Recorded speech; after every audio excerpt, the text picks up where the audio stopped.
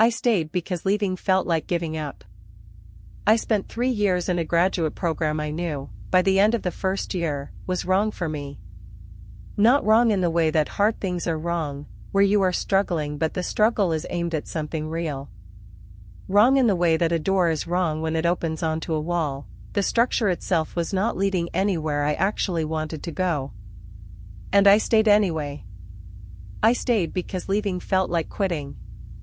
And quitting felt like a moral failure. I want to examine that logic carefully, because for a long time I couldn't see anything wrong with it. Persistence seemed obviously virtuous. The people I most admired had stayed in difficult things. Every narrative I had internalized about achievement described a person who did not give up when it became hard. Quitting, in the vocabulary I had inherited, was the thing weak people did. It was the opposite of resilience.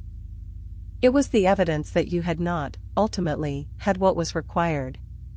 So when the program became clearly wrong, when it became visible to me that the research I was doing held no meaning for me, that the years ahead would be spent on questions I didn't care about, that the version of myself who would emerge at the end of it, if I finished, would not be a person I recognized or wanted to be, I took all of that information and I set it aside.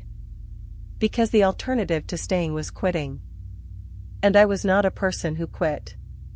That is the trap in precise terms. I had confused the virtue of persistence with the act of staying. I had not asked whether what I was persisting in deserved persistence. I had not distinguished between endurance in service of something meaningful and endurance as its own justification. The staying had become the point. The original purpose of the staying, to become a certain kind of scholar, to do a certain kind of work, had long since ceased to be operative. What remained was the staying itself, held in place by the identity of someone who does not quit. Professor Lim was my doctoral supervisor. She was a precise and demanding thinker, genuinely accomplished in her field, and in our working relationship almost entirely absent. Not unkind, absent. Our meetings happened infrequently and produced little. The feedback I received on my work was sparse and often arrived after weeks of silence. I spent long stretches not knowing whether I was on a path or simply in a hallway. I do not blame her for the decision I made to stay. But I want to name her presence in the story accurately, because the dynamic between us contributed to the mechanism of staying.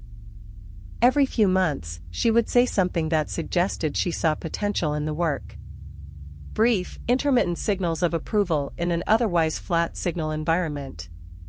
And I would attach to those signals with a disproportionate intensity, using them to justify another stretch of continuation. This is a recognizable psychological pattern, intermittent reinforcement, the same mechanism that makes certain relationships and certain habits exceptionally difficult to leave. The occasional signal does more to sustain behavior than consistent signals would, because it activates a search, keep going, the confirmation might come again. I was not, in any conscious sense, aware this was happening.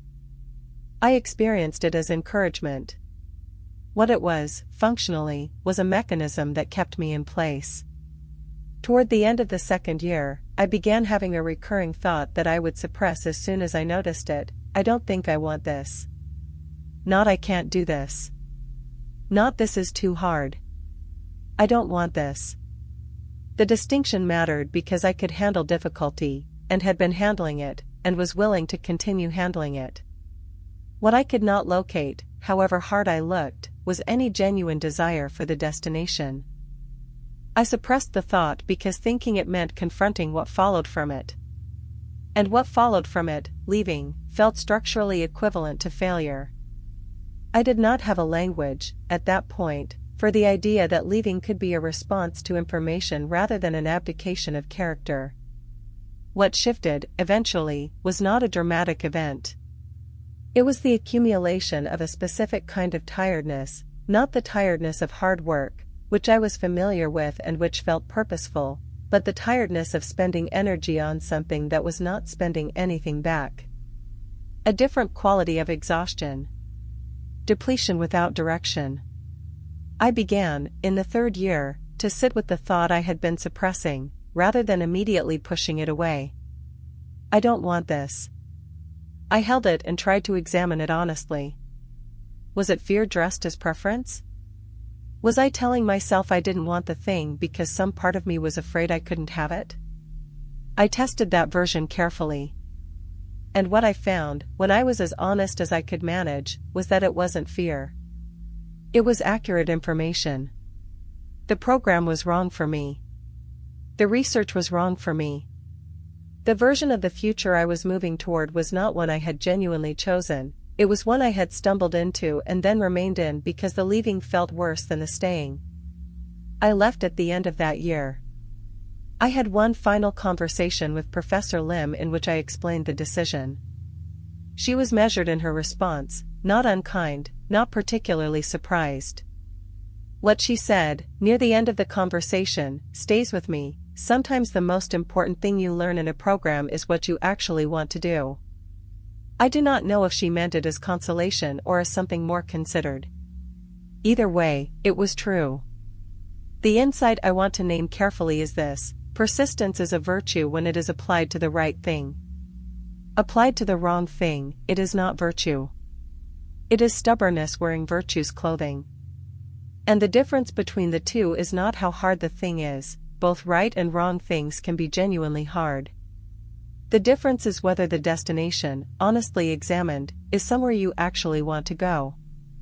Quitting is not the same as giving up.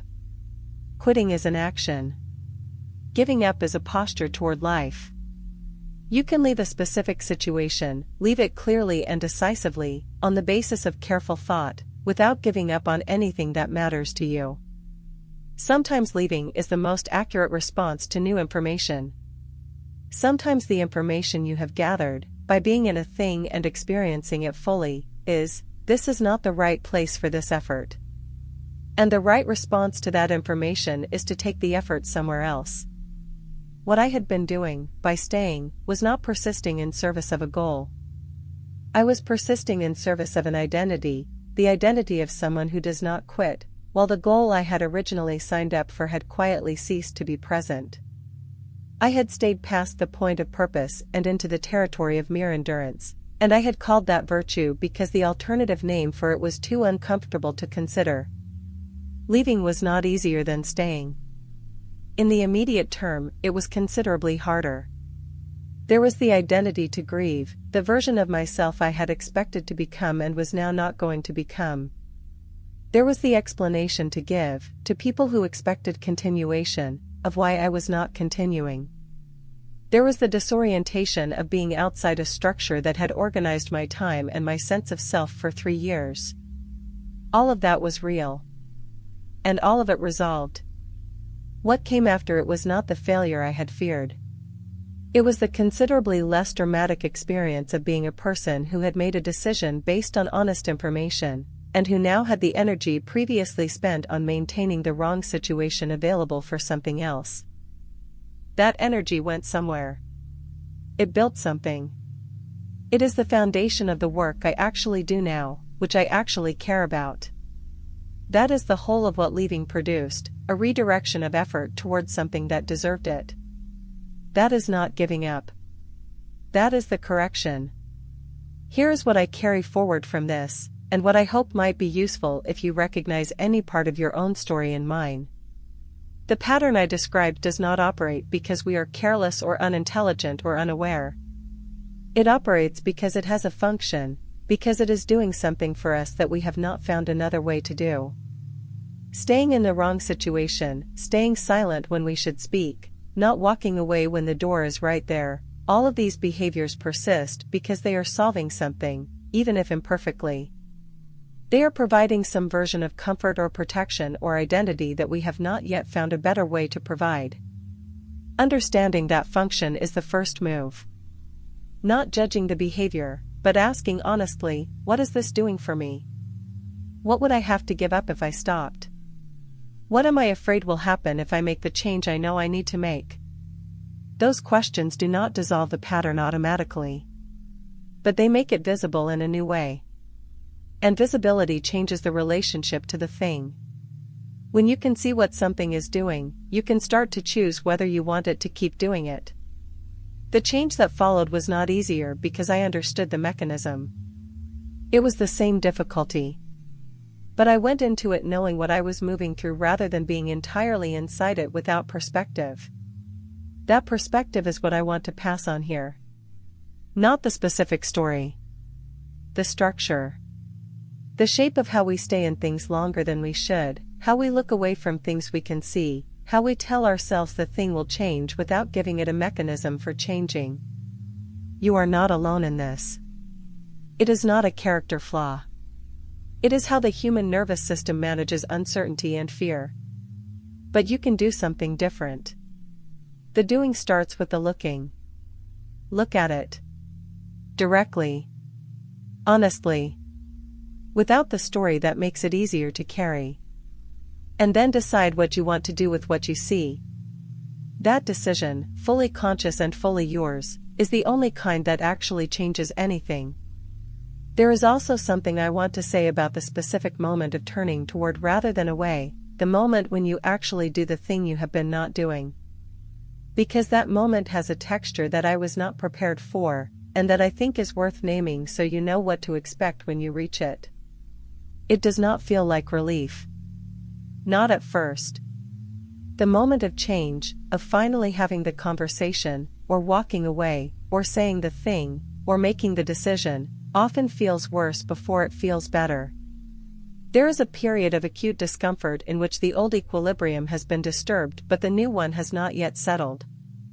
You have stopped managing the avoidance, which means the thing you were avoiding is now fully present, no longer softened by distance. That period is real and it is temporary. I want to say both of those things with equal emphasis. It is real. Do not be surprised by it, do not mistake it for evidence that you made the wrong choice. And it is temporary, it has a duration, and that duration is almost always shorter than the years of management that preceded it. The other side of that period is different. Not perfect, change does not produce perfection. But different in the specific way of someone who has stopped spending energy on maintaining something and can now spend that energy somewhere else. The ambient cost disappears. The weight that you had normalized as simply the weight of life turns out to have been specific and removable. I have felt that release more than once. Each time it is instructive about how much I had been carrying that I didn't know I was carrying. You probably know what you're carrying. You just haven't decided to put it down yet. When you decide, it will be hard first and better after. That is almost always the order of things. And the better, when it arrives, is real. What I notice now, in the life I have after the story I told here, is a kind of attentiveness I didn't have before. Not anxiety, that's different. Anxiety is looking for the thing that might go wrong. What I have is more like a quiet, ongoing check-in. Am I here because I want to be? Am I saying what I actually think? Am I moving toward what matters or managing around something I haven't named? These questions don't produce constant disruption. Most of the time the answer is, yes, I am where I want to be, saying what I think, moving in the right direction. The check-in confirms what I thought.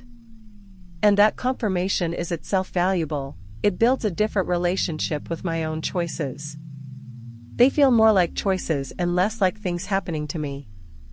On the occasions when the answer is different, when the check-in reveals an avoidance or a suppression or a staying too long, I try to act on the information faster than I used to. Not immediately, not impulsively. But without the elaborate deferral structure. Without the "I'll address this when the conditions are better." The conditions will not be better. They will be different. Different is workable. Better is a fiction. I am the only condition that changes. And I change through the practice of looking and then acting on what I see. That's the whole thing. The looking and the acting. Over and over. For as long as it takes. Which is your whole life. But a whole life spent actually inside it is worth more than a whole life spent at the edge of it, managing the view. I know which one I want. I think you do too.